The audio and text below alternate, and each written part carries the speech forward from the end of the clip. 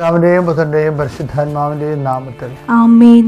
അമ്മേ പരിശുദ്ധമ്മേ, അമ്മേ പരിശുദ്ധമ്മേ, ദൈവമാതാവേ, ദൈവമാതാവേ, കൃപാസനത്തിലൂടെ ഞങ്ങൾക്കും ഞങ്ങളുടെ ദേശത്തിനും അമ്മ മധ്യസ്ഥം തേടി തന്ന എല്ലാ അനുഗ്രഹങ്ങൾക്കും കൃപകൾക്കും ഞങ്ങളിപ്പോൾ ഹൃദയം നിറഞ്ഞ നന്ദി പറയുന്നു. അമ്മേ പരിശുദ്ധമ്മേ, ദൈവമാതാവേ, 2004 ഡിസംബർ 7-ാം തീയതി ഉച്ചകഴിഞ്ഞ് 2:30 കൃപാസനത്തിൽ സംഭവിച്ച അമ്മയുടെ പ്രത്യക്ഷപ്പെടലിനെ കുറിച്ച്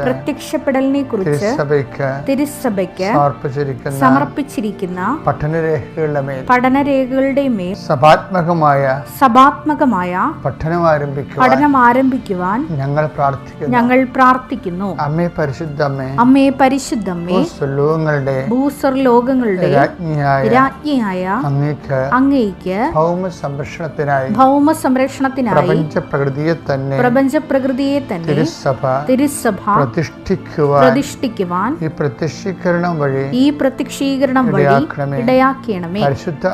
പരിശുദ്ധ അമ്മേ, ജപമാല മാതാവേ, സകല കൃപാസനം പ്രാർത്ഥനകളോടും ചേർത്ത് ഞങ്ങളിപ്പോൾ പ്രാർത്ഥിക്കുന്ന ഈ കുടുംബത്തിന്റെ പ്രത്യേക നിയോഗവും പറമക്കളെ, അമ്മയുടെ പ്രത്യക്ഷീകരണത്തിന്റെ ഈ അനുഗ്രഹവേളയിൽ ഞങ്ങൾക്ക് സാധിച്ചു തരുവാൻ കനിയണമേ.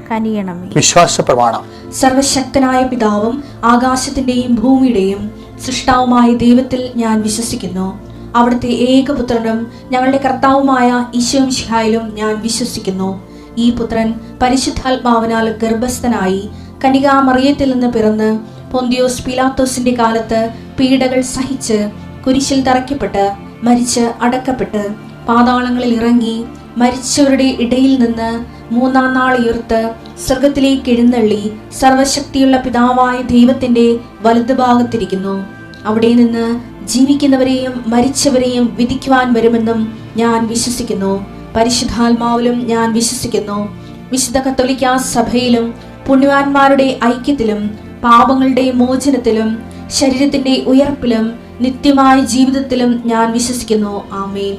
സുഖസ്ഥനായ ഞങ്ങളുടെ പിതാവേ, അങ്ങയുടെ നാമം പൂജിതമാകണമേ. അങ്ങയുടെ രാജ്യം വരണമേ. അങ്ങയുടെ തിരുമനസ് സ്വർഗത്തിലെ പോലെ ഭൂമിയിലുമാകണമേ. അന്നു വേണ്ടുന്ന ആഹാരം ഇന്ന് ഞങ്ങൾക്ക് തരണമേ. ഞങ്ങളോട് തെറ്റ് ചെയ്യുന്നവരോട് ഞങ്ങൾ ക്ഷമിക്കുന്നത് പോലെ ഞങ്ങളുടെ തെറ്റുകൾ ഞങ്ങളോടും ക്ഷമിക്കണമേ. ഞങ്ങളെ പ്രലോഭനത്തിൽ ഉൾപ്പെടുത്തരുതേ, തിന്മയിൽ ഞങ്ങൾ രക്ഷിക്കണമേ. ആമേൻ. നന്മ നിറഞ്ഞ മറിയമേ, സ്വസ്തി. കർത്താവ് അങ്ങയുടെ കൂടെ സ്ത്രീകളിൽ അങ്ങ് അനുഗ്രഹിക്കപ്പെട്ടവളാകുന്നു. അങ്ങയുടെ ഉദരത്തിൻ ഫലമായി ഈശോ അനുഗ്രഹിക്കപ്പെട്ടവനാകുന്നു. പരിശുദ്ധ മറിയമേ, തമ്പുരാന്റെ അമ്മേ, പാപികളായ ഞങ്ങൾക്ക് വേണ്ടി ഇപ്പോഴും ഞങ്ങളുടെ മരണസമയത്തും തമ്പുരാനോട് അപേക്ഷിക്കണമേ. ആമേൻ. എൻ്റെ പ്രിയപ്പെട്ടവരെ, ഇന്നത്തെ ദിവസം പരിശുദ്ധമ്മയുടെ മാധ്യസ്ഥതയിൽ നമുക്ക് ഈശോയ്ക്ക് സുരക്ഷിതനായി സമർപ്പിക്കാം. കർത്താവിൻ്റെ ഉന്നതമായ നാമത്തിന് സ്വസ്ഥം ചെയ്യുന്നു. കർത്താവിൻ്റെ വിശുദ്ധ പൗരോഹിത്യത്തെ മഹത്വപ്പെടുത്തണമേ. കർത്താവ് സഭയിലുള്ള സാന്നിധ്യം പ്രകടമാക്കണമേ. 39 വർഷം ഞാൻ അർപ്പിച്ച കുർബാനയുടെ യോഗ്യതയാൽ കൃപാസനത്താറെ ജീവനോടെ പ്രത്യക്ഷപ്പെട്ട പരിശുദ്ധ അമ്മയുടെ മാധ്യസ്ഥത്തിൽ ഞങ്ങൾ കണ്ണീരോടെ പ്രാർത്ഥിക്കുന്ന കർത്താവേ, ഞങ്ങളുടെ രാജ്യത്തിനേറ്റ ഏറ്റവും വലിയ ദുരന്തമായ ഭീകരാക്രമണത്തെ, അതിലെ നിഷ്കളങ്കരുടെയും നിരപരാധികളുടെയും ജീവൻ പൊരിഞ്ഞതിനെ ഓർത്ത് രാജ്യത്തെ ദുഃഖത്തോട് ഞങ്ങൾ ഐക്യദാർഢ്യപ്പെടുത്തുന്നു. രാജ്യത്തിന് സംരക്ഷണം നൽകണമേ എന്ന് പ്രാർത്ഥിക്കുന്നു. ദൈവത്തിൻ്റെ കരുണ അതിലേക്ക് ആവശ്യിക്കണമേ. ദൈവത്തിൻ്റെ ശക്തി അതിലേക്ക് ആവശ്യിക്കണമേ. കർത്താവ് ജനങ്ങളെ സംബന്ധിച്ച് പ്രാർത്ഥിക്കുന്നു. ഈശോയെ, ഇന്ന് ഓരോരോ വിഷയങ്ങൾക്കായി ഇറങ്ങുന്നവരെ, അവരുടെ ജീവിതത്തിൻ്റെ നിലനിൽപ്പിന് ആവശ്യമായ ഉദ്യമങ്ങൾക്ക് വേണ്ടി ഇറങ്ങുന്നവരെ നീ ആശീർവദിക്കണം പ്രാർത്ഥിക്കുന്നു. കർത്താവ് ഉടമ്പടി എടുത്തവരെ, ഉടമ്പടി പ്രകാരം ജീവിക്കുന്നവരെ, അവരിന്ന് നിശ്ചയിച്ചിരിക്കുന്ന പ്രത്യേകമായ ലക്ഷ്യങ്ങൾ, അതിനുവേണ്ടിയുള്ള എഴുത്തുകുത്തുകൾ, കറസ്പോണ്ടൻസ്, അതിനുവേണ്ടിയുള്ള യാത്രകൾ എല്ലാം നീ ആശീർവദിക്കണമെന്ന് പ്രാർത്ഥിക്കുന്നു. കർത്താവെ, ഈ പ്രാർത്ഥന ആശ്രയിച്ചുകൊണ്ട് രാവിലെ എഴുന്നേൽക്കുമ്പോൾ പ്രാർത്ഥന കൂടി ആശീർവാദം പ്രാപിക്കാമല്ലോ ഇന്ന ഇന്ന വിഷയങ്ങൾക്ക് ഓർത്ത് ആശ്വസിച്ച് കിടക്കുന്നവരെ ഇപ്പോൾ അഭിഷേകം ചെയ്യണമേ എന്ന് പ്രാർത്ഥിക്കുന്നു. ഇന്ന് ആശുപത്രി പോകുന്നവരെ സംബന്ധിച്ച് പ്രാർത്ഥിക്കുന്നു. ഗവൺമെൻറ് ഓഫീസുകളിലെയും മറ്റ് പ്രൈവറ്റ് സ്വകാര്യ ജോലി സംബന്ധ ഓഫീസുകളിൽ പോകുന്നവരെ സംബന്ധിച്ച് പ്രാർത്ഥിക്കുന്നു. അവർക്ക് അവിടെ ഉണ്ടാകാൻ സാധ്യതയുള്ള തടസ്സങ്ങൾ, ക്ലേശങ്ങൾ, പ്രതിരോധങ്ങൾ, മത്സരത്തിൻ്റെ അവസ്ഥകൾ എല്ലാം അവകാശിയമ്മ, സഞ്ചാരി മാതാവ്, സമയത്തിൻ്റെ അധികാരി തക്ക സമയത്ത് നിങ്ങളുടെ കൂടെ ഉണ്ടാവുകയും നിങ്ങളുടെ കഴിവിനേക്കാളുപരി not by merit but by grace work ചെയ്യുന്ന ദൈവത്തോട് ചെയ്ത ഉടമ്പടിയുടെ വാഗ്ദാന പ്രകാരം ദൈവത്തിൻ്റെ സാന്നിധ്യം നിന്റെ ബലഹീനതയിലെ അശക്തമായ സാഹചര്യങ്ങളിലും നിനക്ക് അനുഭവവേദ്യമായിട്ട് പ്രാർത്ഥിക്കുന്നു. ശരീരത്തിൻ്റെ അവസ്ഥകൾ ടെസ്റ്റുകൾ കൊടുത്തിരിക്കുന്നവർ, ബ്ലഡ് പോലെയുള്ള സംഭവങ്ങൾ, ബയോപ്സിയൊക്കെ കൊടുത്തിട്ടുള്ളവർക്ക് അനുകൂലമായ റിസൾട്ട് വരാൻ വേണ്ടി പ്രാർത്ഥിക്കുന്നു. ദൈവത്തിൽ ആശ്രയിക്കുന്ന ഓരോ മകനും ദൈവത്തിൻ്റെ മഹത്വം വിശ്വസിച്ചാൽ നീ ദൈവമഹത്വം കാണുമെന്ന് പറഞ്ഞത് കർത്താവിൻ്റെ വാഗ്ദാനത്തിൻ്റെ ഭാഗമാണെങ്കിൽ വിശ്വസിക്കുന്ന എല്ലാവർക്കും ദൈവമഹത്വത്തിൽ അവകാശമുണ്ടെന്നുള്ള സൂചന കർത്താവെ നീ നൽകുന്നുണ്ട്. ഈശോയെ, അതനുസരിച്ചുകൊണ്ട് അങ്ങയുടെ വാഗ്ദാനം നിറവേറ്റണമെന്ന് പ്രാർത്ഥിക്കുന്നു. കർത്താവെ, എൻ്റെ കർത്താവിൻ്റെ ഉന്നതമായ നാമത്തിൽ സഭയുടെ അധികാരത്തിൽ കുരിശിൻ്റെ അടയാള ഭവനരഹിതയെ സംബന്ധിച്ച് പ്രാർത്ഥിക്കുന്നു. മാറി മാറി വരുന്ന കാലാവസ്ഥകളിലെ പല കാർഷിക മേഖലകളിലും കടലോര മേഖലകളിലും ഒത്തിരിയേറെ ജീവിത പ്രയാസങ്ങൾ അനുഭവിക്കുന്നവരുണ്ട്. ഈശോയെ, ജീവിത മാർഗങ്ങൾ മുട്ടിപ്പോകുന്നവരുണ്ട്. കർത്താവ്, പണം മറ്റു സ്ഥലങ്ങളിൽ കുടുങ്ങിപ്പോയിട്ട് പട്ടിണി കിടക്കുന്നവരുണ്ട്. ഈശോയെ, അങ്ങനെയുള്ളവരുടെ യാത്രകൾ അവർക്ക് സമാധാനവും സന്ധിപ്പും ലഭിക്കാൻ അവരുടെ പരിശ്രമങ്ങൾ കർത്താവെ പണം മനഃപൂർവ്വം പിടിച്ചു വച്ചിരിക്കുന്നവരുണ്ട്. ഈശോയെ, അവരെല്ലാം മനസ്സ് ഇളതായിക്കൊണ്ട് അവർക്ക് അനുകൂലമായ രീതിയിൽ അവർക്ക് പണം കിട്ടാനും അവർക്ക് ലഭിക്കാനും അതുവഴി സ്വസ്ഥവും സമാധാനവുമായിട്ട് അവർ ജീവിക്കാൻ ഇടയാക്കാൻ പ്രാർത്ഥിക്കുന്നു. പകൽപടി ചെയ്യാത്തവരുണ്ട്, നടക്കാത്തവരുണ്ട്, നടത്തിക്കാത്തവരുണ്ട്. അതുകൊണ്ട് തന്നെ ഒരിടത്തും പോകാതെ കെട്ടിയ കാറിൽ കിടന്ന് അലയണ ആൾക്കാരുണ്ട്. ആരുടെയെങ്കിലും ഒരാളുടെ കടുപ്പിടുത്തം കാരണവും കഴിവില്ലായ്മ കാരണവും ഒത്തിരി പേര് പ്രയാസങ്ങൾ അനുഭവിക്കുന്നവരുണ്ട്. കർത്താവേ, ആവശ്യമില്ലാത്ത കാര്യം പറഞ്ഞ് ഈഗോ അടിച്ച് വാശിപ്പുറം കുടുംബം തകർക്കുന്ന പൈശാചിക പ്രവണത സ്വഭാവമുള്ളവരുണ്ട്. കർത്താവ് വിശുദ്ധമായ രക്തത്താൽ അവിടെ തളിക്കണമേ എന്ന് പ്രാർത്ഥിക്കുന്നു. ഈ പ്രാർത്ഥനയുടെ ശക്തി, മാതാവിൻ്റെ പ്രത്യക്ഷിക്കുന്ന ശക്തിയാൽ യേശുക്രിസ്തു നാമത്തിൽ നീ അനുഗ്രഹം പ്രാപിക്കുകയും ആശ്രയിക്കപ്പെടുകയും ഒറ്റ പ്രാർത്ഥന കൊണ്ട് നീ സാക്ഷ്യം വർഷങ്ങളായി നീ അനുഭവിക്കുന്ന പ്രയാസങ്ങൾ വിടുതൽ ലഭിച്ചുകൊണ്ട് സാക്ഷ്യം പറയാൻ ദൈവം നിന്നെ അനുഗ്രഹിക്കട്ടെ. പ്രൈസലാണ്. ഇവിടെ വരെ ഈ പ്രാർത്ഥനാ ജീവിതത്തിലെ ചെറിയ ബഡ്ജറ്റിലുള്ള പ്രാർത്ഥന ഉണ്ട്, അതുപോലെ വലിയ ബഡ്ജറ്റിലുള്ള പ്രാർത്ഥനയുണ്ട്. എന്തെങ്കിലും പറയണമെന്നറിയാമോ? ഈ അന്നു വേണ്ട ആഹാരം ഇന്ന് ഞങ്ങൾക്ക് തരണമേ, അല്ലെ അന്നു വേണ്ട ആഹാരം ഇന്ന് ഞങ്ങൾക്ക് തരണമേ, അത് തന്നെ മരണം വരെ പ്രാർത്ഥിക്കുന്ന ആൾക്കാരില്ലേ. അതായത് ചെറിയ ബഡ്ജറ്റിലുള്ള പ്രാർത്ഥന എന്ന് പറഞ്ഞാൽ. ഇനി വലിയ ബഡ്ജറ്റിലുള്ള പ്രാർത്ഥന ഉണ്ട്. പിതാവേ, ഭൂമിയിൽ ഞാൻ അങ്ങയെ മഹത്വപ്പെടുത്തി അങ്ങേ പക്കൽ എന്നെ മഹത്വപ്പെടുത്തണമേ. അത് ഇത്തിരി ഇമ്മിണി വലിയ ബഡ്ജറ്റിലുള്ള പ്രാർത്ഥനയാണ്. ഒരു ക്രിസ്ത്യാനി വല്ലപ്പോഴെങ്കിലും കൂടി വലിയ ബഡ്ജറ്റ് ചെയ്യേണ്ടി വരും. അല്ലെങ്കിൽ നമുക്ക് കൊച്ചു മനുഷ്യരെ പോകുന്നതല്ലേ. വലിയ ബഡ്ജറ്റ് എന്താണ്? പിതാവേ, ഭൂമിയിൽ ഞാൻ അങ്ങയെ മഹത്വപ്പെടുത്തി. എന്ത് ചെയ്യണം? അങ്ങേ പക്കൽ എന്നെ മഹത്വപ്പെടുത്തണമേ. യോഹന്നാൻ 17:4-5. അവിടുന്ന് എന്നെ ഏൽപ്പിച്ച ജോലി പൂർത്തിയാക്കിക്കൊണ്ട് ഭൂമിയിൽ അവിടുത്തെ ഞാൻ മഹത്വപ്പെടുത്തി. ആകയാൽ പിതാവേ, ലോക സൃഷ്ടിക്ക് മുമ്പ് എനിക്ക് അവിടുത്തോട് കൂടെ ഉണ്ടായിരുന്ന മഹത്വത്താൽ ഇപ്പോൾ അവിടുത്തെ സന്നിധിയിൽ എന്നെ മഹത്വപ്പെടുത്തണമേ. ഒത്തിരി പേര് ദാരിദ്ര്യം പിടിച്ച് ആധ്യാത്മിക ദാരിദ്ര്യം പിടിച്ച് ജീവിക്കുന്നതിൻ്റെ കാരണം ചെറിയ ബഡ്ജറ്റ് പ്രാർത്ഥനയ്ക്ക് എപ്പോഴും ചെറിയ ബഡ്ജറ്റിൻ്റെ പ്രാർത്ഥനയ്ക്ക് ഉപയോഗിക്കുന്നത് കൊണ്ടാണ്. അതിനുള്ള മാർഗം അപ്പോൾ നിങ്ങൾ ചോദിക്കും എങ്ങനെ വലിയ ബഡ്ജറ്റിന് പ്രാർത്ഥിക്കണമെന്ന്. വലിയ ബഡ്ജറ്റിന് പ്രാർത്ഥിക്കണമെന്ന് വെച്ച് കഴിഞ്ഞാൽ ചില കാര്യങ്ങൾ ഒഴിവാക്കാൻ പറ്റത്തില്ല. ജീവിതത്തിൽ ഒഴിവാക്കാൻ പറ്റത്തില്ല. ഈ ഒഴിവാക്കാൻ പറ്റാത്ത കാര്യങ്ങളെ ഈശോയുടെ സമീപനം എന്താണെന്ന് വെച്ചാൽ അതിനെ അക്സെപ്റ്റ് ചെയ്യും. എന്നിട്ട് എന്ത് ചെയ്യും? ക്യാരി ഓവർ ചെയ്യും. അതെങ്ങനെയാ? സ്വന്തം അക്കൗണ്ട് എടുക്കത്തില്ല, അത് അപ്പായുടെ അക്കൗണ്ടിലേക്ക് അത് ക്യാരി ഓവർ ചെയ്യും എന്നാണ്. എന്ത് സഹിച്ചാലും പിതാവേ അങ്ങയുടെ നാമത്തെ മഹത്വപ്പെടുത്തുക എന്നാണ്. എന്ന് വെച്ച് കഴിഞ്ഞാൽ അങ്ങയുടെ ഇഷ്ടം ഞാൻ നിറവേറ്റുന്നതനുസരിച്ച് കൊണ്ട് അങ്ങാണല്ലോ മഹത്വപ്പെടേണ്ടത്. ദാറ്റ് മീൻസ് അങ്ങയുടെ ഇഷ്ടം ഞാൻ ഏറ്റെടുക്കുന്നതിലൂടെ അങ്ങയുടെ നാമത്തെ മഹത്വപ്പെടുത്തണമെന്ന് പ്രാർത്ഥിക്കുമ്പോൾ അങ്ങയുടെ നാമം മഹത്വപ്പെടാൻ ഞാൻ ആഗ്രഹിക്കുന്നു, അതുകൊണ്ട് തന്നെ അങ്ങയുടെ ഇഷ്ടം ഞാൻ നിറവേറ്റാൻ ആഗ്രഹിക്കുന്നു. ഭയങ്കര രസമാണ് ആ പ്രാർത്ഥന. യോഹന്നാൻ 12:27-28. ഇപ്പോൾ എൻ്റെ ആത്മാവ് അസ്വസ്ഥമായിരിക്കുന്നു. ഞാൻ എന്തു പറയേണ്ടു? പിതാവേ ഈ മണിക്കൂറിൽ നിന്ന് എന്നെ രക്ഷിക്കണമേ. അല്ല, ഇതിനു വേണ്ടിയാണല്ലോ ഈ മണിക്കൂറിലേക്ക് ഞാൻ വന്നത്. പിതാവേ അങ്ങയുടെ നാമത്തെ മഹത്വപ്പെടുത്തണമേ. കർത്താവ് തനിക്ക് സംഭവിക്കാൻ പോകുന്ന പീഡാസഹനങ്ങളെ ഒരു നിമിഷം നേരിൽ മനസ്സിൽ കണ്ടപ്പോഴാണ് പറഞ്ഞത്, എൻ്റെ ആത്മാവ് മരണകരമായ ദുഃഖം അനുഭവിക്കുന്നു. വാട്ട് ഐ ഷാൽ സേ, ഞാൻ എന്ത് പറയണം? അതെ, ഒന്നും പറയാൻ തോന്നണില്ല, പ്രാർത്ഥന കിട്ടണില്ല, സങ്കടാങ്കാരം വരെ സംഭവിക്കണം. ഇപ്പം ആൾക്കാർക്കെല്ലാം ഇപ്പം നമുക്കും സംഭവിക്കുകയെ കുറേ വിഷമം വന്നു കഴിഞ്ഞാൽ നമുക്ക് പ്രാർത്ഥിക്കാൻ പറ്റത്തില്ല.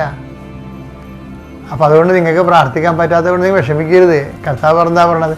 കർത്താവ് പറഞ്ഞു, എനിക്ക് പ്രാർത്ഥിക്കാൻ പറ്റണില്ല.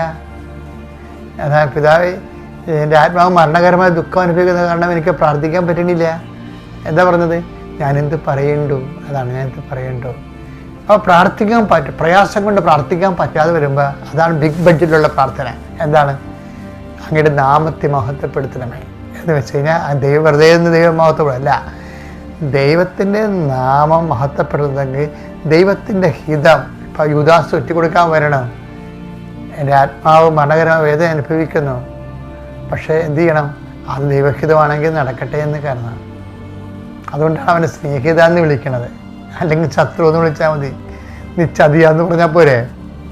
അപ്പം സ്നേഹിത എന്ന് വിളിക്കാൻ കാരണം കർത്താവ് യൂദാസ് മുത്തിയപ്പോൾ കർത്താവ് സ്നേഹിത എന്നല്ലേ വിളിക്കണേ. മത്തായിയുടെ സുവിശേഷം 26:50. യേശു അവനോട് ചോദിച്ചു, സ്നേഹിത, നീ എന്തിനാണ് വന്നത്? അതായത് അവിടെ ചതിയനാണ് ശരിക്കും കർത്താവ്. പക്ഷെ ചതിയൻ എന്ന് വിളിക്കാത്തതിൻ്റെ കാരണം യൂദാസിൻ്റെ ആ കഠോരമായ പ്രവൃത്തികളെ പിതാവിൻ്റെ അക്കൗണ്ടിലൂടെ എടുത്ത് പിതാവിൻ്റെ ഇഷ്ടപ്രകാരം എടുത്തുകൊണ്ടാണ് ഈ ചതിയ സ്നേഹിതനായി വന്നത്. അതാണ് വിഷയം. അത് റോഡ് ചെയ്ത് വന്നത്. പിന്നെ നമ്മുടെ പല കാര്യങ്ങളും നമുക്ക് മോശമായിട്ട് തോന്നണത് ദൈവഹിതത്തിൻ്റെ അക്കൗണ്ടിൽ എടുത്തു കഴിഞ്ഞാൽ നമുക്ക് അതിനെ അക്സെപ്റ്റ് ചെയ്യാൻ പറ്റും. അതാണ് ഈശോ നമ്മളെ പഠിപ്പിക്കുന്നൊരു പാഠം. പക്ഷേ ഇത് ഇങ്ങനെയുള്ള സംഭവങ്ങൾ പിതാവിൻ്റെ അക്കൗണ്ടിലേക്ക് ക്യാരി ഓവർ ചെയ്യേണ്ട, അക്കൗണ്ട് വഴിയെടുക്കുന്ന കാര്യങ്ങൾ, അതിനാണ് ഈ വലിയ ബഡ്ജറ്റ് പ്രാർത്ഥന എന്ന് പറയുന്നത്. ഇപ്പോൾ ചില എന്നുവെച്ചാൽ അടുത്ത് ഇപ്പോൾ പീലാത്തോസിൻ്റെ കൈ കഴുകൽ ഒഴിവാക്കാൻ പറ്റത്തില്ല, പത്തോസിന് തള്ളിപ്പറച്ചിൽ ഒഴിവാക്കാൻ പറ്റത്തില്ല. അതിന് ഈശോ എന്താ പറയുന്നത്? പിതാവേ അങ്ങേ പകരനെ മഹത്വപ്പെടുത്തണമേ. അതാണ് പ്രശ്നം. യുദാസിൻ്റെ സഹന സാഹചര്യത്തിൽ കിടക്കുന്ന കർത്താവിന് കിട്ടാൻ പോകുന്ന ഭയങ്കരമായ മഹത്വം, അതാണ് കർത്താവിന് എൻകാഷ് ചെയ്ത് കിട്ടേണ്ടത്. പക്ഷേ ഒപ്പ് പിതാവിൻ്റെതാണ് കിടക്കുന്നത്. അതുകൊണ്ട് പിതാവിൻ്റെ അക്കൗണ്ടിൽ അത് വരത്തുള്ളൂ. അതുകൊണ്ടാണ് പിതാവേ അങ്ങേ പക്കൽ എന്നെ മഹത്വപ്പെടുത്തണമെന്ന് പറഞ്ഞിട്ട് ചതിയനെ സ്നേഹിതമെന്ന് വിളിക്കണേ. ക്രിസ്ത്യാനിറ്റി ഒരു സമീപനമാണ് സൗരങ്ങളെ.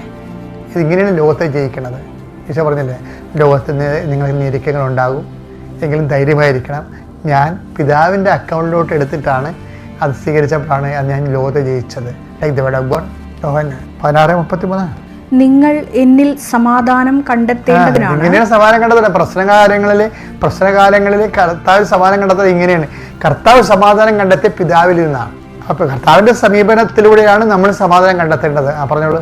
നിങ്ങൾ എന്നിൽ സമാധാനം കണ്ടെത്തേണ്ടതിനാണ് ഞാൻ ഇത് നിങ്ങളോട് പറഞ്ഞത്. ലോകത്തിൽ നിങ്ങൾക്ക് ഞെരുക്കമുണ്ടാകും, മാറ്റാൻ പറ്റാത്ത സംഭവങ്ങളുണ്ടാവും, ക്ലേശങ്ങളുണ്ടാവും.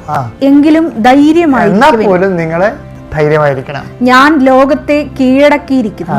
ലോകത്തെ കീഴടക്കി എങ്ങനെയാണ് കീഴടക്കിയത്?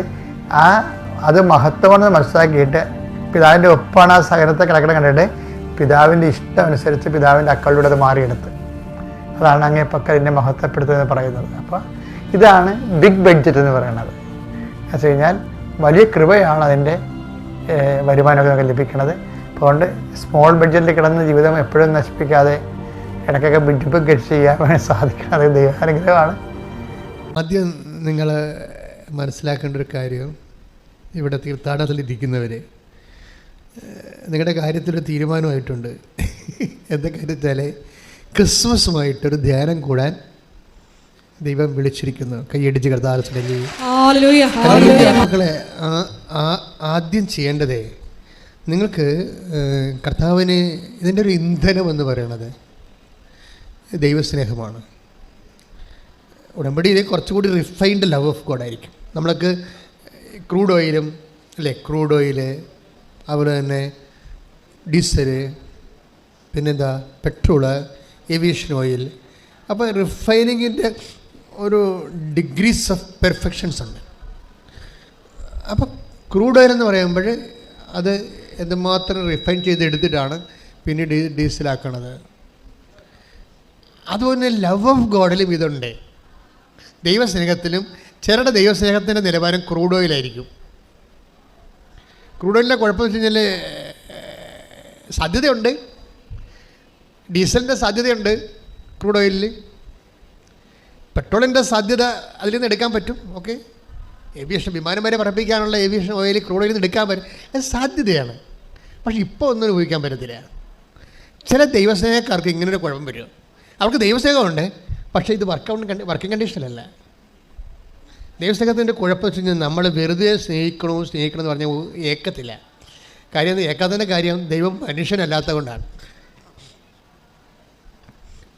ദൈവത്തിന് നമ്മൾ സ്നേഹിക്കുന്നു എന്ന് പറഞ്ഞാൽ ഏക്കാത്തതിൻ്റെ കാരണം ദൈവത്തിന് എപ്പോഴും ഉള്ള പ്രശ്നം അതിൻ്റെ പ്രൂഫ് വേണമെന്ന് പറയും. നമുക്ക് ഞാൻ PhD ആണെന്നൊരു കാര്യമില്ല. ദൈവം പറയും അത് ആദ്യം ചോദിക്കും ഏത് യൂണിവേഴ്സിറ്റിയിലാണ് എടുത്തതെന്ന് ചോദിക്കും. അതാണ് ഏറ്റവും വലിയ പ്രശ്നം. അത് കഴിഞ്ഞിട്ടാണ് പിന്നീട് സർട്ടിഫിക്കറ്റ് ചോദിക്കുന്നത്. അപ്പം നമ്മൾ ദൈവത്തിന് എന്തുകൊണ്ട് അങ്ങനെ സംഭവിക്കണമെന്ന് വെച്ച് കഴിഞ്ഞാൽ ദൈവത്തിൽ കാപഠ്യമില്ലെന്നാണ്. കാരണം ഈ സ്നേഹത്തിൽ ഭയത്തിനിടമില്ല. കാര്യം ഭയം വരണം എങ്ങനെയാണ്? സ്നേഹം സത്യസന്ധമല്ലാത്തത് കൊണ്ടാണ് ഇതിനകത്ത് ഭയം കയറി വരണത്.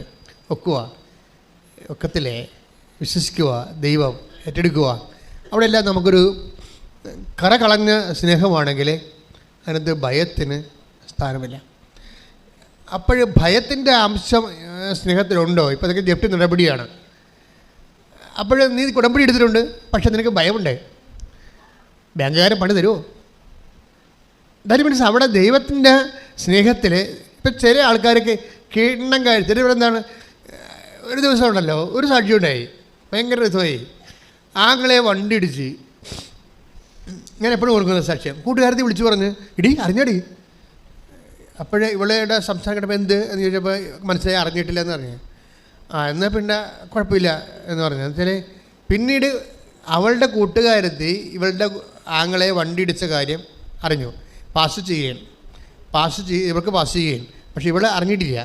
എന്നിട്ട് പതുക്കെ പറയും നിൻ്റെ ബ്രദർ ഹോസ്പിറ്റലാണെന്ന് പറയും. എന്താ കാര്യം? അത് ബ്രദറിനെ വണ്ടി ഇടിച്ചെന്ന്. അത് കുഴപ്പമില്ല, ഞാൻ ഉടമ്പടി എടുത്തിട്ടുണ്ടെന്ന് പറയും. ഇത് തന്നെ കണ്ട കറസ്പോണ്ടിങ് കണ്ട, പെട്ടെന്ന് ഭയമില്ല എൻ്റെ അടുത്ത്. വണ്ടി ഇടിച്ചതാണ്, ആ വണ്ടി കണ്ടാൽ ഇടിച്ച വണ്ടി കിടപ്പുണ്ട് അവിടെ, അത് കണ്ടാൽ അത് യാത്ര ചെയ്ത ആളിൻ്റെ അടുത്ത് ഇല്ലെന്ന് ഉറപ്പാണ്. പക്ഷേ ഇവളെടുത്ത വായിക്കും പറയണത് എന്താണ്? സാരമില്ല ഞാൻ ഉടമ്പടി എടുത്തിട്ടുണ്ടെന്ന് പറയും. ചില ആൾക്കാർ ഇത് ഒന്നല്ല പല സാക്ഷ്യങ്ങളും ഞാൻ കേട്ടിട്ടുണ്ട് ഇതുപോലെ, അവരുടെ ഉറപ്പാണ് ഇതാണ്. ആങ്ങളെ വെള്ളാടിയും മറ്റു കലാപരിപാടിയും പ്രശ്നങ്ങളൊക്കെ ആയിട്ട് ഒരുതരം ഉഴപ്പ് ജീവിതമാണ്. അതിന് വേണ്ടിയാണ്, അത് മാറാൻ വേണ്ടിയാണ് ഇവിടെ വന്ന് ഇവൾ ഉടമ്പടി എടുത്തിരിക്കണത്. അപ്പോഴാണ് ഈ വണ്ടി ഇടിച്ചിരിക്കണത്. അപ്പോഴേ ഫസ്റ്റ് റെസ്പോണ്ട് അത് കുഴപ്പമില്ല ഞാൻ ഉടമ്പടി എടുത്തിട്ടുണ്ട് എന്ന് വെച്ചാൽ മാതാവ് ആ വിഷയത്തിൻ്റെ മേൽ തീരുമാനം ഉണ്ടാക്കുമെന്നാണ് എൻ്റെ അർത്ഥം. അപ്പോൾ ഇവർ അത്രയും ദൈവസ്നേഹത്തോടെയാണ് ഉടമ്പടി എടുത്തിരിക്കുന്നത്. ഉടമ്പടി ഇരിക്കുമ്പോൾ തന്നെ നമ്മൾ വെള്ളവടി മാറാൻ വേണ്ടി ഉടമ്പടി എടുത്തിട്ട് അവസാനം ഇപ്പോൾ എന്നേക്കുമായിട്ട് അരി എത്താനുള്ള പരിപാടിയാണ് വരണത്. പക്ഷേ ഇവർക്ക് കുലുക്കില്ല. വെള്ളവടി മാറാൻ വേണ്ടിയാണ് ഉടമ്പടി എടുത്തത്, പക്ഷേ അനുഭവം എന്താണ്? എന്നേക്കും അരിയെത്തണ അനുഭവങ്ങളാണ് പറയണത്. പക്ഷേ ഇവർക്ക് കുളിക്കില്ല, സാരമില്ല, ഞാൻ ഉടമ്പെടുത്തിട്ടുണ്ട്. അപ്പോഴേ എനിക്ക് തോന്നുന്നത് ഈ ക്രൂഡ് ഓയിലല്ല ഈ സംഭവം, ഇത് ഏവിയേഷൻ ഓയിലാണ്. ഇത് ക്രൂഡ് ഓയിലല്ല. ക്രൂഡ് ഓയിലാണെങ്കിൽ അയ്യോ എൻ്റെ എന്ന് പറഞ്ഞ് നെല്ലിഞ്ഞെത്തറി നിലവിളിച്ച് സീനാക്കി കളയത്. അത് ക്രൂഡ് ഓയിൽ എന്ന് പറയും. അതിനകത്ത് ഭയത്തിന് ഇടമുണ്ട്. യഥാർത്ഥ സ്നേഹത്തിൻ്റെ 1 യോഹന്നാൻ 4:18 സ്നേഹത്തിൽ ഭയത്തിന് ഇടമില്ല. സ്നേഹത്തിൽ ഭയത്തിന് ഇടമില്ല. പൂർണ്ണമായ സ്നേഹം ഭയത്തെ ബഹിഷ്കരിക്കുന്നു. എൻ്റെ മക്കളെ, ഇതാണ് ഒരു പ്രോബ്ലം. എന്നിട്ട് എന്താണ് 1 യോഹന്നാൻ 4:18 എന്താ പറയണത്? എന്ന് പറഞ്ഞ സ്നേഹത്തിൽ ഭയത്തിന് ഇടമില്ല.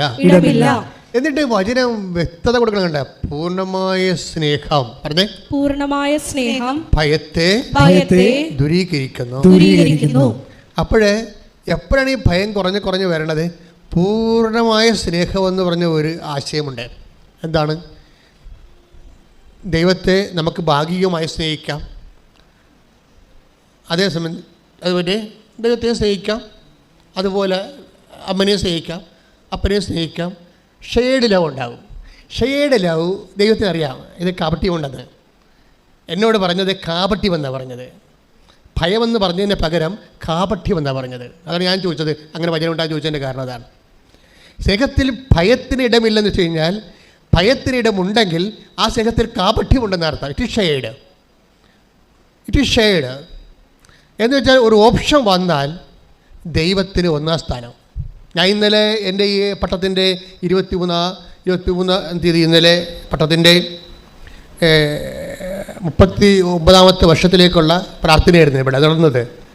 അപ്പോൾ ഞാൻ എൻ്റെ മനസ്സിൽ പരിശുദ്ധാത്മ തന്ന ഒരു സംഭവം വെച്ച് കഴിഞ്ഞാൽ, ഞാൻ ചെയ്തുകൊണ്ടിരുന്ന സംഭവം ദൈവം കഴിഞ്ഞാൽ സെക്കൻഡ് സ്ഥാനം ആർക്കാണ്? ആർക്കുമില്ല. അവിടെ ബ്ലാങ്കാണ്. തേർഡ് സ്ഥാനം ആർക്കാണ്? ആർക്കുമില്ല, ബ്ലാങ്കാണ്. ഞാൻ 16 വരെ എണ്ണിയിട്ട് ആർക്കുമില്ല. നിങ്ങൾ എത്ര എണ്ണണ്ട കേട്ടാ, ഭർത്താവ് ചിലപ്പോൾ പിടകിരിക്കും. അതിൻ്റെ പ്രോബ്ലം വെച്ച് കഴിഞ്ഞാൽ, ഏതെങ്കിലും ഒരു സമയത്ത് നമ്മൾക്ക് നഷ്ടപ്പെട്ടിട്ട്, അതായത് നമുക്ക് ഈ ഭക്തി കൊണ്ടോ പ്രാർത്ഥന കൊണ്ടോ ഒരു പ്രയോജനവുമില്ല എന്ന് ദൈവം നമ്മളെ ബോധ്യപ്പെടുത്തുന്ന കുറേ ദിവസങ്ങളുണ്ടാവും. അത് അവരത് ഇത്തിരി സൂക്ഷിച്ച് കൈകാര്യം ചെയ്യേണ്ടതാണ്. നമ്മുടെ ആധ്യാത്മിക ജീവിതം കൊണ്ടോ, നമ്മളുടെ കമ്മിറ്റ്മെൻറ്റ് കൊണ്ടോ, നമ്മുടെ പ്രാർത്ഥനാ ജീവിതം കൊണ്ടോ, വിശ്വാസം കൊണ്ടോ നമുക്കോ ദൈവത്തിനോ ഒരു പ്രയോജനമില്ല. And it is A waste. ഇതൊരു വേസ്റ്റാണ്. പ്രാർത്ഥന ഒരു വേസ്റ്റാണ്, വിശ്വാസം ഒരു വേസ്റ്റാണ് എന്ന് തോന്നണ കുറേ സീറോ ഹവേഴ്സ് നമ്മുടെ ആധ്യാത്മിക ജീവിതത്തിൽ ഉണ്ടാവും. എന്തോ എന്തിനാണ് പ്രാർത്ഥിക്കണത്, പ്രാർത്ഥിച്ചിട്ട് എന്നാ ഉണ്ടാക്കി, എന്താ ഉണ്ടായി, എന്ത് കാര്യം, അങ്ങനെ നമുക്ക് തന്നെ തോന്നും. ആരോടും പറയത്തില്ല. നമ്മൾ പുറത്ത് പറഞ്ഞാൽ നമ്മുടെ കുഞ്ഞുങ്ങളുടെ വിശ്വാസം പോകും. അത് കാരണം നമ്മൾ പറയത്തില്ല. പക്ഷെ നമുക്ക് തോന്നും, അയ്യോ ഇത്രയും പ്രാർത്ഥിച്ചിട്ടും ഒരു ഗതി പിടിക്കണില്ല, ഇത്രയും പ്രാർത്ഥിച്ചിട്ടും ഒരു ഗതി പിടിക്കണില്ല. ഇതാണ് സീറോ അവർ എന്ന് പറഞ്ഞത്. ഈ സീറോ അവറിൽ പ്രാർത്ഥിച്ചിട്ട് പ്രയോജനമില്ല, വിശ്വസിച്ചിട്ടും വലിയ കഥയൊന്നുമില്ല, എന്തോന്നതിനാണ് ഇതൊക്കെ ചെയ്യണത്, ഇത്രയും കഷ്ടപ്പെട്ട് ചെയ്യണത് എന്ന് നമുക്ക് തോന്നുന്ന ഒരു സമയമില്ലേ? ഞാൻ ചില സമയത്ത് ആൾക്കാരോട് ചോദിക്കുകയെ, നിങ്ങളുടെ വീട്ടിൽ കറണ്ട് പോയാൽ നിങ്ങൾ എന്ത് ചെയ്യും? ഇപ്പോൾ നിങ്ങളോടനെ മൊബൈൽ കളിക്കുമെന്ന് പറയും. ഇൻ കേസ് നിങ്ങളുടെ കയ്യിൽ മൊബൈൽ ഇല്ലെന്ന് വിചാരിച്ചോ, നമ്മുടെ തീപ്പട്ടിക്കാരാണെന്ന് വിചാരിച്ചോ. ഇപ്പോൾ മൊബൈൽ തെളിക്കണമെങ്കിൽ നമ്മൾ മൊബൈൽ നമ്മുടെ കയ്യിൽ ചിലപ്പോൾ കാണത്തില്ലല്ലോ. അത് പല സ്ഥലത്ത് വെക്കും നമ്മൾ. ഇത് കറണ്ട് പോയി കഴിഞ്ഞപ്പോഴാണ് ദൈവമേ മൊബൈൽ എവിടെയാണ് വെച്ചത്. ഞാനിപ്പോൾ കൊച്ചത്തെ മൊബൈലെടുത്ത് കപ്പയായിട്ട് കൊടുത്തു. പക്ഷേ മൊബൈൽ അവിടെ അങ്ങോട്ട് വെച്ചുകൊണ്ട് പോയിരിക്കുന്നു. അപ്പോൾ എന്താ സംഭവിച്ചതെന്ന് വെച്ച് കഴിഞ്ഞാൽ, ചില സ്ഥലത്ത് മൊബൈൽ വെക്കണ സ്ഥലം നമ്മൾ മറന്നുപോകും. അപ്പോൾ നമ്മൾക്ക് കറണ്ട് വന്നാൽ ഈ മൊബൈലിൽ ലൈറ്റ് തെളിക്കാമെന്ന് വിചാരിച്ചാൽ, അപ്പോൾ നമ്മൾ ഇരുട്ടത്ത് നിന്നുകൊണ്ട് എവിടെയാണ് മൊബൈൽ വെച്ചത്, എവിടെ കട്ടിൻ്റെയിലാണോ, കറണ്ട് തലയുടെ അടിയിലാണോ വെക്കണത്, അല്ല വേണ്ട മുകളിലാണ്, എവിടെയാണ് മേശപ്പുറത്തായിരിക്കാം, എവിടെ ഒക്കെ കൺഫ്യൂഷനായിപ്പോയി. ഈ കേസ് നിങ്ങൾക്ക് കൺഫ്യൂഷൻ ഒന്നും ഇല്ലെന്ന് വിചാരിച്ചോ. നിങ്ങൾ വീട്ടിലാണെങ്കിൽ പക്ക പവർ കട്ട്, തരിമ്പ് വെളിച്ചമില്ല, നിങ്ങൾ എന്ത് ചെയ്യും? നിങ്ങളുടെ മൊബൈൽ ഇരിക്കണത് കട്ടിലല്ല മേശപ്പുറത്താണെന്ന് വിചാരിച്ചോ, അല്ലെങ്കിൽ പല സ്ഥലത്താണ് ഇരിക്കണത്. മേശപ്പുറമുണ്ട്, കട്ടിലുണ്ട്, ഇനി അടുക്കളയിൽ തന്നെ നിങ്ങൾ മൊബൈൽ വെക്കണം, നാഴിയുണ്ട്, എവിടെയൊക്കെയാണ്. നിങ്ങൾ ഇരുട്ടത്ത് ഒന്ന് മൂച്ചിട ചിന്തിച്ച് നോക്കിയേ. അത് തന്നെ കട്ടിലേ പോയി ഇരുട്ടിൽ തപ്പി കട്ടിലേ പോയി. അവിടെ ഇല്ല. തപ്പി നോക്കി അവിടെ ഇല്ല. പിന്നെ തപ്പി വന്ന് നമ്മൾ മേശപ്പുറം വന്ന് വലിപ്പ് നോക്കി, അവിടെ തപ്പി ആരില്ല. അന്തൻ്റെ യാത്രയല്ലേ. പിന്നെ തിരിച്ച് അടുക്കളയിൽ വന്ന് നായിടം നോക്കി, ദൈവമേ എവിടെയെന്ന്. അപ്പോഴീ ഈ യാത്ര അവസാനം നിങ്ങൾ മൊബൈൽ കണ്ടെത്തണമെന്ന് കറണ്ട് വരും, അത് വേറെ വിഷയം. അപ്പോഴാണ് നിങ്ങൾക്ക് മനസ്സിലായത് ഈ മൊബൈൽ വെക്കുന്ന സ്ഥലം വേണമെന്നൊക്കെ നിങ്ങൾ വിചാരിക്കും. പക്ഷേ അതല്ല എൻ്റെ വിഷയം. എൻ്റെ വിഷയം നിങ്ങളുടെ യാത്രയിൽ, ഈ വീട്ടിൽ നിങ്ങൾ നടന്ന യാത്രയിൽ, വിശ്വാസ യാത്രയെന്ന് പറയണത് വെളിച്ചം ഉണ്ടായപ്പോൾ നടന്നതല്ല, വെളിച്ചമില്ലാഞ്ഞപ്പോൾ നടന്നതാണ്. ഇല്ലാത്തപ്പോൾ, കുടുംബത്തിൽ വെളിച്ചമില്ലാത്തപ്പോൾ വെളിച്ചമുള്ളതുപോലെ നടന്നില്ലേ? ഇതുപോലെ തന്നെ വിശ്വാസത്തിൻ്റെ വെളിച്ചം മൊത്തം പോകും. അധികം പെട്ടെന്ന് ഇപ്പം ഞാൻ ഹൈ റേഞ്ചിൽ ധ്യാനിപ്പിച്ചപ്പോൾ ചുമ്മാ ഒരു വീട്ടിലാണ് കുർബാന ചൊല്ലിയത്, ഡക്ലസിൻ്റെ. അപ്പോൾ വീട്ടിൽ കുർബാന ചൊല്ലിയപ്പോൾ ശബ്ദം പറയല. അപ്പോൾ ഞങ്ങൾ ഇരുന്ന് കുർബാന ചൊല്ലിക്കണം. അവിടെ മധ്യസ്ഥ പ്രാർത്ഥനക്കാർ ഇരുന്ന് കുർബാന ചെല്ലുന്നതിനിടക്ക് ഒരു 4-5 പ്രാവശ്യം കറണ്ട് പോയി. അപ്പോൾ ഞാൻ ഡക്ലസ് വന്നപ്പോൾ ചോദിച്ചു, ഡക്ലസ് അവിടെ ഇരിപ്പുണ്ട്. കുർബാന കഴിഞ്ഞപ്പോൾ ചോദിച്ചു, ഡക്ലസ് എന്താ എപ്പോഴും കറണ്ട് പോകണില്ല? അപ്പോൾ എന്നോട് വെച്ച ഇത് നിങ്ങളുടെ തീരദേശമല്ല, ഹൈ റേഞ്ചാണ്. ഒരു പോസ്റ്റ് താഴെ ഉണ്ടെങ്കിൽ വേറെ ഒരു പോസ്റ്റ് മുകളിലാണ് കിടക്കുന്നത്, അതിൻ്റെ അടുത്ത പോസ്റ്റ് വേറെ സ്ഥലത്ത് വേറെ ലെവലിലാണ് കിടക്കുന്നത്. ഇതിൻ്റെ ഇടയ്ക്ക് ഒരു 10,000 മരങ്ങൾ വളർന്നിട്ടുണ്ടാകും. കാറ്റാണെങ്കിൽ എവിടുന്ന് വരും, എങ്ങോട്ട് പോകുന്നത് കർത്താവ് പറഞ്ഞ പോലെയുള്ള കാറ്റാണ്. എപ്പോഴും മരത്തെ മുട്ടിയും ടച്ച് വെട്ടാതെയും അവിടെയൊക്കെ കയറി വെട്ടാൻ തന്നെ പാടാണ്. അത്രയും കഷ്ടമാണ്. ഇങ്ങനെ എപ്പോഴും കറണ്ട് ഇങ്ങനെ മുട്ടി പോകും. ഇപ്പം എങ്ങനെയാണെന്ന് എനിക്ക് അറിയാൻ പാടില്ല. പക്ഷേ ഇതുപോലെ നമ്മുടെ ജീവിതത്തിൽ ചില സമയത്ത് ഹൈ റേഞ്ച് പോലെ ഇരിക്കും. പെട്ടെന്ന് വിശ്വാസത്തിൻ്റെ കറണ്ട് പോകും. ജപ്തി നടപടി വന്നു കഴിയുമ്പോഴുണ്ടാകും മരുമകൻ വെള്ളമടിച്ച് അടിയുണ്ടാക്കി പ്രശ്നമുണ്ടാക്കി, മകൾ അവനുമായിട്ട് കോർത്ത് അവൾ ചോരയും മാറ്റി അവനെ ഉപേക്ഷിച്ച് പറഞ്ഞ് വീട്ടിൽ വന്ന് നിൽക്കും. ഇന്നലെയാണ് ജപ്തി നടപടി വന്നത്, ഇന്നലെ കെട്ടിച്ചുവിട്ടപ്പോൾ ആൾ വീട്ടിൽ വന്നത്. അപ്പോൾ പടപടാതെ ഇങ്ങനെ ഇടിവെട്ടും മിന്നലും ഒക്കെ ഉള്ള കാരണം കറണ്ട് പോയി നിൽക്കും. അപ്പോൾ നമ്മൾ പറയും, കർത്താവേ പ്രാർത്ഥിച്ചിട്ട് ഒരു പ്രയോജനമില്ലല്ലോ. അപ്പോൾ ഭർത്താവ് തന്നെ വിളിക്കും, നീ ദൈവത്തെ തന്നെയാണ് വിളിക്കണത് പിശാച് എന്ന് പറയുന്നത്. അപ്പോൾ നമ്മൾക്ക് ആകപ്പാട് ഈ വീടിന് വേണ്ടി പ്രാർത്ഥിക്കണം നമ്മളാണ്. നമ്മുടെ പ്രാർത്ഥനയെ ഉപജീവിച്ച് ജീവിക്കണ ജീവിതങ്ങളാണ് മക്കളുടേത്. അമ്മ പ്രാർത്ഥിക്കും എന്ന് ഭാര്യ പ്രാർത്ഥിക്കും എന്ന് ഭർത്താവ് പറയും, മക്കളും പറയും. പക്ഷേ ഇപ്പോൾ അവർക്ക് വിശ്വാസം പോലും പോയി, നമ്മൾ പ്രാർത്ഥിക്കുന്നുണ്ടോ ഇല്ലയോ എന്നൊക്കെ. പണ്ട് ഞാൻ വള്ളക്കാരുടെ പ്രാർത്ഥന നടത്തുമ്പോൾ, ഇപ്പം വള്ളക്കാരുടെ പ്രാർത്ഥന ഇവിടെ അതിനുള്ള സിറ്റുവേഷൻസ് കുറവാണ്. പണ്ട് അവർക്കൊരു ദിവസം കൊടുക്കുമായിരുന്നു. അപ്പോഴേ ചില വള്ളക്കാർക്ക് പണി കിട്ടത്തില്ല, കുറച്ച് പേർക്കെങ്കിലും പണി കിട്ടാതെ വരും. അപ്പോഴുണ്ട് 2 പ്രാവശ്യം ആ വള്ളത്തിന് പണി കിട്ടിയില്ലെങ്കിൽ ഒരു സമയത്ത് വള്ളത്തിലുള്ള എല്ലാ ആൾക്കാരും വണ്ടി കയറി എൻ്റെ അടുത്ത് വരും. ഞങ്ങളൊരു കാര്യം തിരക്കാൻ വേണ്ടി വന്നതാണ് അച്ഛാന്ന് പറയും. ഞാൻ പറഞ്ഞു, എന്താണ്? ഞങ്ങൾ ഇന്ന ആളെയാണ് വള്ളത്തിൻ്റെ ഇവിടെ ഉള്ള കാര്യം തിരക്കാൻ വേണ്ടി പ്രാർത്ഥിക്കാൻ വേണ്ടി അച്ഛൻ്റെ അടുത്ത് വിട്ടുന്നത്. അയാൾ ഇവിടെ വന്നുണ്ടായില്ലേ? അതാ ഞങ്ങൾ കൊടുക്കണ കാശിന് നിറച്ചിടാതെ അയാൾ വെള്ളം അടിച്ച് വല്ല കലാപരിപാടിക്ക് പോയിരിക്കുകയാണ്. അതാണ് അവരൊന്ന് കാര്യം അറിയാണ് അച്ഛൻ യേശോന്ന് പറയുന്നത്. അത് അവരുടെ വിശ്വാസം കുറഞ്ഞു, അതാണ് അതിൻ്റെ കാര്യം. ഇതുപോലെ നിങ്ങൾ കുടുംബത്തിൽ 1 by 1 ആയിട്ട് ഓരോ വിഷയങ്ങൾ സംഭവിക്കുമ്പോൾ കുടുംബത്തിലുള്ളവർക്ക് വരെ ഇത്രയും നാൾ നിങ്ങളിൽ വിശ്വസിച്ചിരുന്ന, നിങ്ങളുടെ പ്രാർത്ഥനയെ വിശ്വസിച്ചിരുന്നവർക്കും പോലും ഒരു ചഞ്ചല പേടി. നീ പ്രാർത്ഥിക്കുക തന്നെയാണ്, അതെങ്ങനെയാണ് അവിടെ എപ്പോഴും മരുമകളുടെ അടുത്തേക്ക് അറിയില്ലേ? അതാണ് ഭർത്താവ് പറയണത്.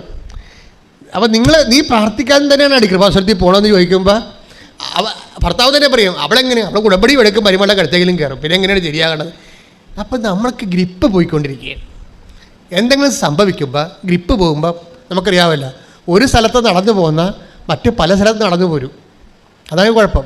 ഇപ്പോൾ ഭിത്തിയിൽ നമ്മൾ ഒട്ടിച്ചിരിക്കണം, സ്റ്റിക്ക് ചെയ്തിരിക്കണം, ഒരു അടികേഴ്സി പശ വെച്ചിട്ട് സ്റ്റിക്ക് ചെയ്യിക്കുകയും ഓരോരുത്തർ കയറി പിള്ളേരെങ്ങാനും പറിച്ചാൽ, നമ്മുടെ കയ്യിരിക്കണം അരയിരിക്കണ കൊച്ച് കർത്താവിൻ്റെ പടത്തേട് കയറി പറിച്ചാൽ ഒരു സ്ഥലത്ത് നിന്ന് പറിച്ചാൽ മതി, ബാക്കി ഒട്ടിച്ചിരിക്കുന്ന പല സ്ഥലത്തു നിന്ന് താനേ പറഞ്ഞുകൊണ്ട് വരും എന്ന് പറഞ്ഞ പോലെയാണ്. ഗ്രിപ്പ് ഒരെണ്ണം വിട്ടാൽ പല സ്ഥലത്തും വിട്ടിരിക്കണം. വിശ്വാസത്തിൻ്റെ ഗ്രിപ്പ് ഒരിടത്ത് വിട്ടാൽ പലയിടത്ത് വിടും. ഈ ഇരുട്ടിൻ്റെ കാലം നമ്മൾ ശ്രദ്ധയോടെ നോക്കണം. എന്നിട്ട് നിങ്ങൾ തീരുമാനം എടുക്കണം, കർത്താവേ എന്തെല്ലാം വിഷയമുണ്ടായാലും ശരി, ഞാൻ നിന്നെ പിരിയത്തില്ല, നീ വേണം എന്നെ എങ്ങനെയും പരീക്ഷിച്ചോ. പക്ഷേ എന്നിട്ട് നിങ്ങൾ എന്നെപ്പോലെ പറയണം, കർത്താവേ സങ്കടം കൊണ്ടും കാര്യങ്ങൾ അറിയാവുന്ന കൊണ്ടാണ് ഞാനിങ്ങനെയൊക്കെ പറയണത്, പക്ഷേ അവസാനം വരെ നീ മാത്രമേ എനിക്കുള്ളൂ, എൻ്റെ അവിശ്വാസത്തെ പരിഹരിക്കണമേ, എൻ്റെ അവിശ്വാസത്തെ take the word of God, എൻ്റെ അവിശ്വാസത്തെ പരിഹരിക്കണമേ. ശ്രദ്ധിക്കട്ടെ. ഹല്ലേലൂയ. മർക്കോസ് 9:24. മർക്കോസ് 9:24. ഉടനെ കുട്ടിയുടെ പിതാവ് വിളിച്ചു പറഞ്ഞു, ഞാൻ വിശ്വസിക്കുന്നു, എന്റെ അവിശ്വാസം പരിഹരിച്ച് എന്നെ സഹായിക്കണമേ. ഇവിടെ ഒരു വിഷയം വെച്ചല്ലേ, വിശ്വാസത്തില് ചില സമയത്ത് ഈ ക്രൂഡ് ഓയിൽ പോലെ അതിൻ്റെ അകത്ത് അവിശ്വാസം ഉണ്ടാകും. സ്നേഹത്തില് ക്രൂഡ് ഓയിൽ പോലെ കാപട്യവും ഉണ്ടാകും. ദൈവത്തിൻ്റെ പണി എന്താണ്? ഇത് റിഫൈൻ ചെയ്യുകയാണ് ചെയ്യണത്. വിഷയം വെച്ചാണ് ഇത് റിഫൈൻ ചെയ്യണത്. നമ്മൾ എന്ത് പറഞ്ഞാലും, ഞാൻ ഒത്തിരിയേറെ മനുഷ്യരെ പല കാര്യങ്ങളെക്കുറിച്ചും പറഞ്ഞ് ഞാൻ ഏൽപ്പിച്ചിട്ടുണ്ട്, ബോധ്യപ്പെടുത്തിയിട്ടുണ്ട്. പക്ഷെ നമ്മൾക്ക് എന്ത് പറഞ്ഞാലും ബോധ്യപ്പെടാത്ത ഒരാൾ മാത്രമേ ഞാൻ കണ്ടിട്ടുള്ളൂ, അത് ദൈവമാണ്. നമ്മൾ എന്ത് പറഞ്ഞാലും ഏൽക്കത്തില്ല, പ്രൂഫ് ചെയ്യാൻ പറയും. അത് ദൈവം സത്യസന്ധമായത് കൊണ്ടാണ്. അതുകൊണ്ട് തന്നെ നിങ്ങളുടെ പല പ്രാർത്ഥനയും ഡാമേജ് ആയി പോണത്. നിങ്ങളിപ്പോൾ ഒരു 100 പ്രാർത്ഥിച്ച് വിചാരിച്ചോ, 99 ഡാമേജാണ്. ഡാമേജ് അവസ്ഥ അറിയാമല്ലോ. ദൈവത്തിൻ്റെ പണ്ട് പോലെ ഉള്ള ഒരു മൈൻഡ് സെറ്റ് എന്ന് പറയണത്, ഈ ഊനമറ്റ കുഞ്ഞാടിനെ സ്വീകരിക്കത്തുള്ളൂ. കൊമ്പൊടിയരുത്, കണ്ണ് കോങ്കണ്ണാകരുത്, ചട്ടക്കാലുണ്ടാകരുത്. ഊനമറ്റ. ശ്രദ്ധിക്കട്ടെ. ഹല്ലേലൂയ. ലേവ്യ 16:8. പരിശുദ്ധ പരമദിവ്യകാരുണ്യത്തിന് ആരാധനയും സ്തുതിയും പുകഴ്ചയും ഉണ്ടായിരിക്കട്ടെ. വായിച്ചോളൂ. ലേവ്യർ 22:21 മുതലുള്ള തിരുവചനങ്ങൾ. ലേവ്യർ 22:21. ആരെങ്കിലും കർത്താവിന് നേർച്ചയും സ്വാഭീഷ്ട കാഴ്ചയും സമാധാന ബലിയായി അർപ്പിക്കുമ്പോൾ അത് സ്വീകാര്യമാകണമെങ്കിൽ കാലിക്കൂട്ടത്തിലോ ആട്ടിൻകൂട്ടത്തിലോ നിന്നെടുത്ത ഊനമറ്റ മൃഗത്തെ കാഴ്ചവെക്കണം. അതിന് ഒരു ന്യൂനതയും ഉണ്ടായിരിക്കരുത്. ഇതൊന്നിട്ട് വായിച്ചേ. ലേവ്യർ 22:21. ആരെങ്കിലും കർത്താവിന് നേർച്ചയും സ്വാഭീഷ്ട കാഴ്ചയും സമാധാന ബലിയായി അർപ്പിക്കുമ്പോൾ അത് സ്വീകാര്യമാകണമെങ്കിൽ കാലിക്കൂട്ടത്തിലോ ആട്ടിൻകൂട്ടത്തിലോ നിന്നെടുത്ത ഊനമറ്റ മൃഗത്തെ കാഴ്ചവെക്കണം. അതിന് ഒരു ന്യൂനതയും ഉണ്ടായിരിക്കരുത്. ഇതാണ് ദൈവത്തിൻ്റെ ഒരു മൈൻഡ് സെറ്റ്. അതാണ് നമ്മുടെ പ്രാർത്ഥനയായാലും ശരി, അതിൻ്റെ അകത്ത് കാപട്യം ഉണ്ടാവരുത്. വിശ്വാസമായാലും ശരി, അതിൻ്റെ അകത്ത് അവിശ്വാസം ഉണ്ടാവരുത്. അതുകൊണ്ടാണ് ആ കുട്ടിയുടെ അപ്പൻ മുൻകൂർ ജാമ്യം കൊടുക്കുന്നത്. കാര്യം ഞാൻ വിശ്വസിക്കുന്നു, പക്ഷേ എനിക്ക് കുറച്ച് അവിശ്വാസമുണ്ട്. പക്ഷെ എന്താ പ്രോബ്ലം വെച്ച് കഴിഞ്ഞാൽ, അതാണ് 9:24 മർക്കോസിൻ്റെ. ഒന്നിന് വായിച്ചേ. ശ്രദ്ധിക്കട്ടെ. ഹല്ലേലൂയ.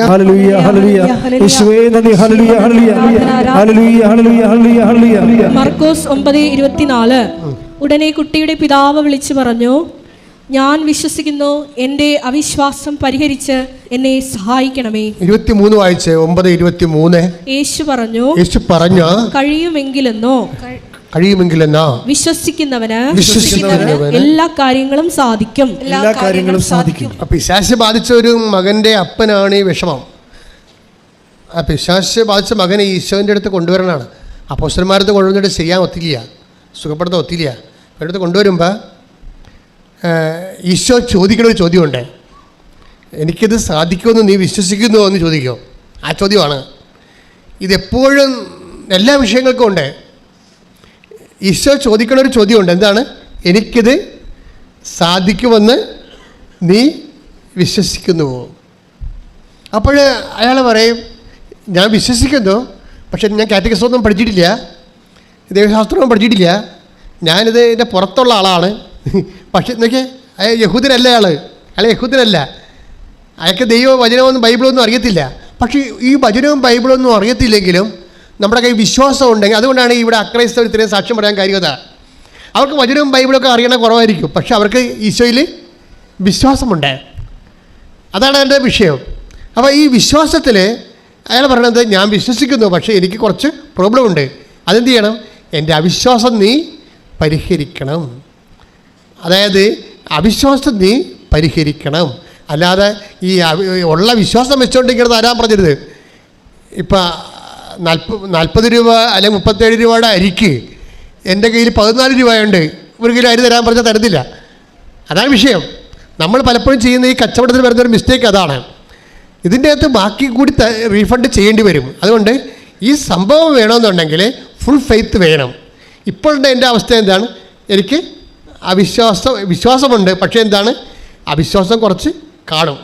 കാര്യം അവിശ്വാസം കാണുമെന്ന് പറഞ്ഞ കാര്യം സത്യമായ കാര്യം വെച്ചാൽ ഇയാൾ ഒത്തിരി പണി മേടിച്ചിരിക്കുന്ന ആളാണ്. നമ്മൾ ആ 20 മുതലൊന്ന് വായിച്ചേ, 9:20 മുതൽ മർക്കോസിന്റെ സുവിശേഷം. ശ്രുതിക്കട്ടെ. ഒരു 9:14 വായിക്കുക. അവരോട് ചോദിച്ചു, നിങ്ങൾ എന്താണ് അവരുമായി തർക്കിക്കുന്നത്? ജനക്കൂട്ടത്തിൽ ഒരാൾ മറുപടി പറഞ്ഞു, ഗുരു, ഞാൻ എൻ്റെ മകനെ അങ്ങയുടെ അടുത്ത് കൊണ്ടുവന്നിട്ടുണ്ട്. മൂകനായ ഒരു ആത്മാവ് അവനെ ആവേശിച്ചിരിക്കുന്നു. അത് എവിടെ വെച്ച് അവനെ പിടികൂടിയാലും അവനെ നിലം പതിപ്പിക്കുന്നു. അപ്പോൾ അവൻ പല്ലുകടിക്കുകയും നുരയും പതയും പുറപ്പെടുവിക്കുകയും മരവിച്ചു പോവുകയും ചെയ്യുന്നു. അതിനെ ബഹിഷ്കരിക്കാൻ അങ്ങയുടെ ശിഷ്യന്മാരോട് ഞാൻ അപേക്ഷിച്ചു, അവർക്ക് കഴിഞ്ഞില്ല. ഇപ്പം ഇയാളുടെ ഈ പിശാചബാധൻ അപസ്മാര രോഗിയാണ് എന്ന് പറയുമ്പോൾ ഇതൊക്കെ ചടിക്കണ ജന്യ അസുഖം ഫിക്സൊക്കെ വരുന്ന ആളാണ്.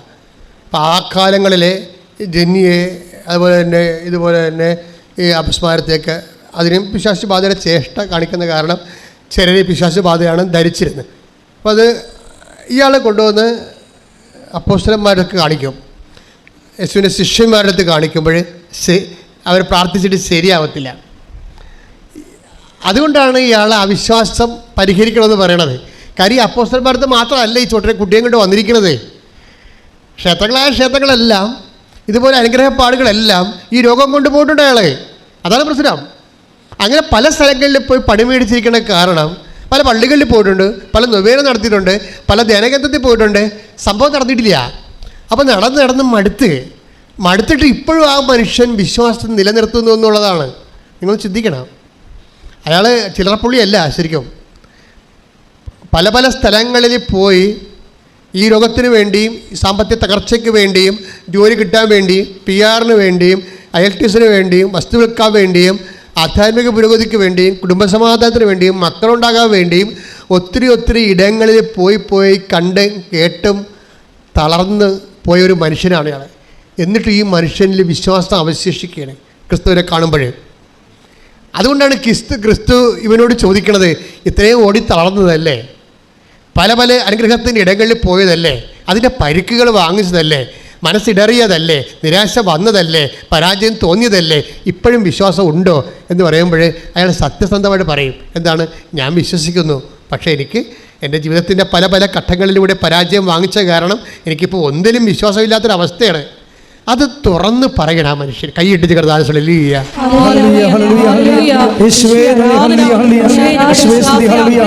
വിശ്വാസം ഉണ്ടാകുമ്പോൾ